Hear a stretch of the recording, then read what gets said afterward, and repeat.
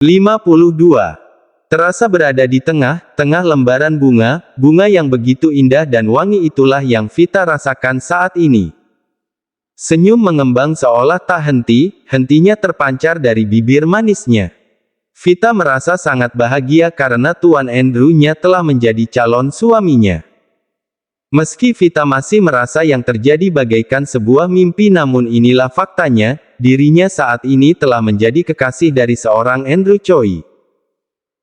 Selesai mandi, memasak, dan berbagai aktivitas pagi lainnya yang sudah Vita lakukan, kini gadis yang berusia lebih dari usia 19 tahun itu masih tetap bersantai dan berguling-guling di atas kasur empuknya dengan mengingat saat di mana Tuan Andrew-nya melamarnya kemarin, hingga terdengarlah seperti adanya suara cuilan getaran handphone yang menandakan ada pesan WhatsApp yang masuk ke handphone pintarnya. "Siapa ya?" gumamnya, dan Vita pun meraih benda pipi itu yang letaknya tak jauh dari posisinya berbaring. "Tuan Andrew," seru Vita, dan ia pun langsung bangkit dari posisinya. "Assalamualaikum, sekarang hari libur, kamu sedang apa Vita?" Itulah pesan masuk dari Andrew. "Waalaikumsalam, pagi Tuan, saya tidak melakukan apa di rumah, hanya bersantai di kamar saja," balas Vita mengetik. "Bersantai, pasti kamu sedang memikirkanku kan?" balas Andrew. Vita merasa malu melihat jawaban pesan dari tuannya, bahkan kini wajahnya pun sudah seperti buah tomat merah. Bagaimana bisa Tuan Andrew-nya itu tahu jika ia sedang memikirkan tuannya? "Kenapa? Kamu malu ya karena yang ku katakan benar?" balas Andrew lagi. "Tidak," balas Vita yang mencoba mengelak. "Hihihihi, kamu ini lucu sekali Vita," balas Andrew lagi. "Jadi, Tuan Andrew menghubungiku hanya ingin meledekku?" tanya Vita yang merasa kesal. "Kamu ini benar-benar lucu Vita, siapa yang mau meledekmu?" balas Andrew. "Tahulah, Tuan Andrew menyebalkan," balas Vita. "Jangan marah seperti itu dong calon istriku, aku kan hanya ingin tahu saja apa yang kamu lakukan di hari libur seperti ini," balas Andrew. "Saya tidak melakukan apapun Tuan, selain hanya melakukan kegiatan seperti biasanya ya seperti memasak dan sarapan, saya sudah tidak melakukan kegiatan apalagi, mungkin nanti siang saya akan membuat susu untuk ayah," balas Vita. "Vita, nanti sore kamu ada acara tidak?" balas Andrew. "Tidak ada Tuan," balas Vita. "Ya sudah, nanti sore aku akan datang ke rumahmu. Ada hal penting yang ingin aku bicarakan padamu," balas Andrew. "Hal penting apa Tuan?" tanya Vita. "Adalah nanti kamu akan tahu sendiri," balas Andrew. "Baiklah Tuan, assalamualaikum," balas Vita. Harusnya aku yang mengucap salam." "Waalaikumsalam," balas Andrew. "Hihihihi," balas Vita lagi sebelum benar-benar menonaktifkan WhatsApp-nya. Sepasang suami istri dengan kedua anak kembarnya sedang duduk tenang di dalam mobilnya. Ya siapa lagi jika bukan Al dengan Adinda dan juga sepasang anak kembarnya yaitu Agatha dan juga Damian yang sedang tidur terlelap di pangkuan Dedi dan juga mominya. "Sayang," panggil Al. "Iya Mas," sahut Adinda. "Apa Cynthia juga bersama Binadia di rumahnya?" tanya Al pada sang istri.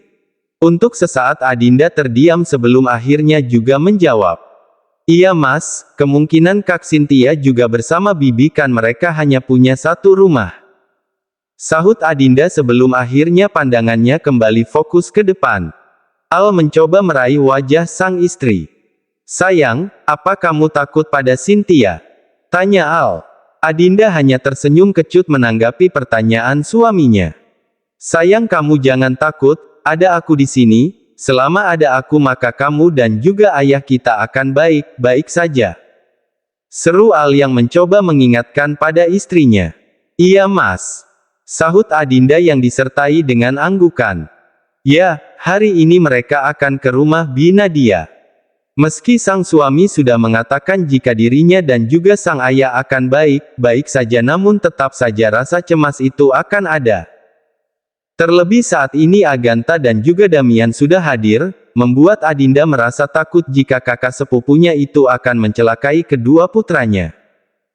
Pak Joko yang merupakan supir pribadi dari Papa Enrico hanya bisa fokus menyetir dan mengendarai mobil Tuan Al-nya, hingga di mana mobil mewah itu berada di sebuah jalan pertigaan. Pak Joko membelokkan mobilnya ke kiri jalan.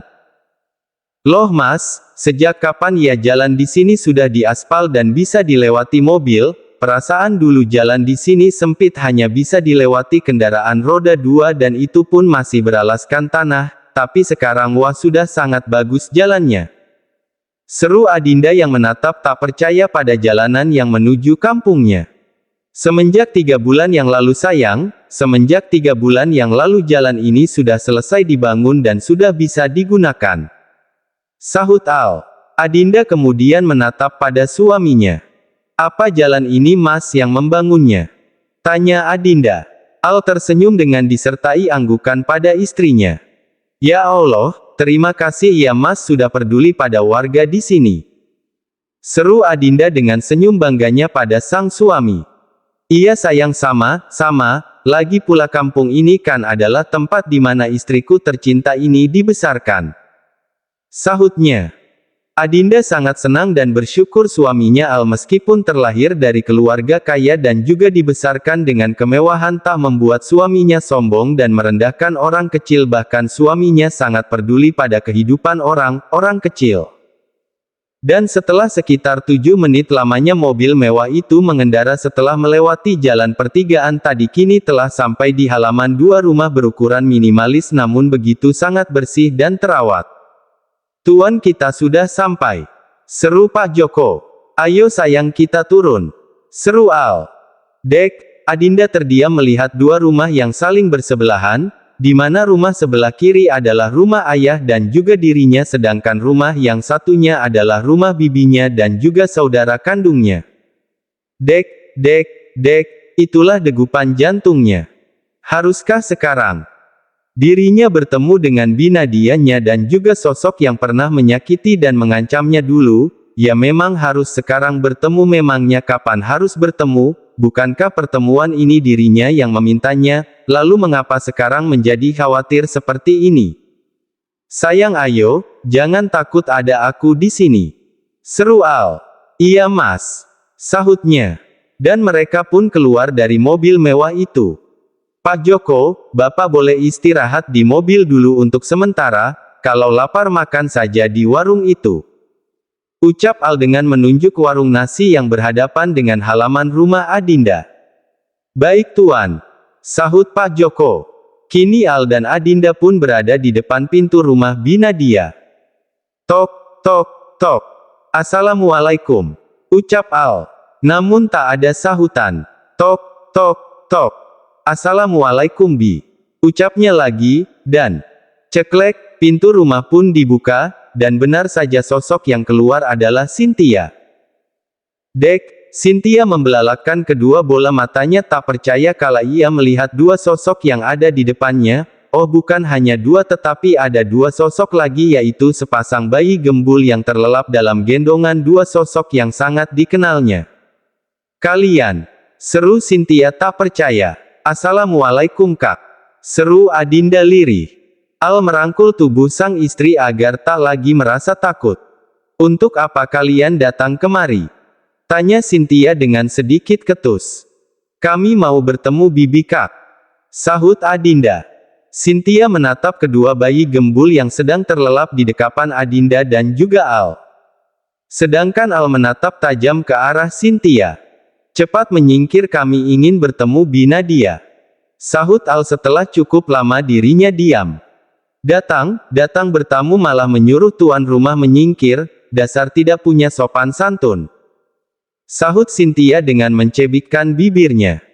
Al sungguh sangat geram dengan wanita ular yang ada di depannya. Jika saja dia bukan wanita sudah pasti Al akan menghajarnya. "Cynthia, siapa yang datang nak?" seru suara seorang wanita yang berasal dari dalam rumahnya.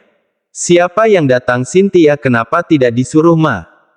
Ucapan Binadia seketika terhenti ketika melihat 2 orang sosok yang sudah berdiri di depan pintu, dua sosok yang sudah lama tidak ia lihat, tidak bukan hanya dua sosok tetapi masih ada dua sosok lagi yang ada dalam gendongan mereka. Bi! Seru Adinda dengan suaranya yang bergetar. Adinda, Adinda nak, ini benar kamu nak. Bi! Nadia sedikit berlari mendekati Adinda, dan kini sepasang bibi dan keponakan perempuannya itu pun saling memeluk. Ya Allah nak, ini benar kamu nak, bibi sangat merindukanmu Adinda. Seru Nadia dengan tetap memeluk erat keponakan yang sangat dirindukannya itu. Bi, Adinda rindu Bi Hicks. Seru Adinda dengan tangisan kerinduannya. Ya Allah nak, selama ini kamu kemana saja? Kenapa kamu tidak pernah cerita sama bibi nak Hicks? Seru Nadia lagi yang sudah tak sanggup menahan air matanya. Maafkan Adinda Bi, sahutnya.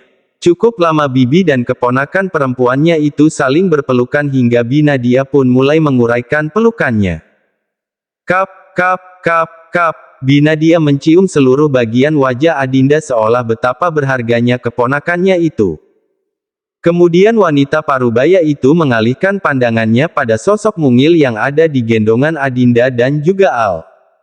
Mereka anakmu nak? Tanya Nadia dengan mengusap lelehan air matanya. Iya Bi, dua bayi gembul yang menggemaskan ini anakku dan Mas Al. Sahutnya. Apa kabar Bi? Seru Al dan ia pun meraih punggung tangan Nadia untuk ia cium.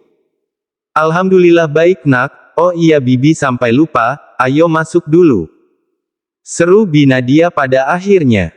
Cynthia memanglah Cynthia, rupanya rasa bencinya tetap tak kunjung reda pada Adinda, padahal apa salah Adinda? Sungguh tidak disangka 5 tahun terabaikan oleh asuhan ibunya membuatnya menjadi pribadi yang begitu membenci Adinda. Ya hal itu sangat mungkin terjadi karena biar bagaimanapun 5 tahun terabaikan oleh ibu kandungnya sendiri menjadi sebuah torehan luka yang begitu mendalam dan alhasil tetap seperti inilah ia menjadi sosok yang tetap tak menyukai Adinda. Duduk dulu nak. Seru Nadia. Al dan Adinda pun duduk di ruang tamu yang berukuran minimalis itu, namun mungkin karena ada sesuatu yang mengusik membuat Agatha terbangun dari tidur lelapnya. Bayi gembul itu membuka matanya sejenak sebelum akhirnya. Agatha menangis. Oh boy kamu sudah bangun. Seru Al, dan ia pun berusaha untuk menepuk lembut punggung mungil putranya. Sini mas gantian, mungkin Agatha haus. Pintanya pada sang suami. Nak nama anak kamu siapa? Tanya Nadia. Yang menangis ini namanya Agatha Bi, dan yang masih tidur ini namanya Damian. Sahutnya. Ya sudah kalau begitu bibi yang menggendong Damian, kamu susui dulu itu Agatha. Perintah Nadia. Cynthia yang memang tak suka melihat kebersamaan mereka hanya bisa mengintip dari balik tembok rumahnya. Ia sangat kesal karena melihat Al dan juga ibunya begitu memperhatikan Adinda. Dasar wanita suka mencari perhatian, kenapa kamu bodoh sekali Cynthia, seharusnya sewaktu Adinda hamil kamu gugurkan saja bayinya, bukan malah menyuruhnya pergi. Gumam Cynthia dengan kekesalannya.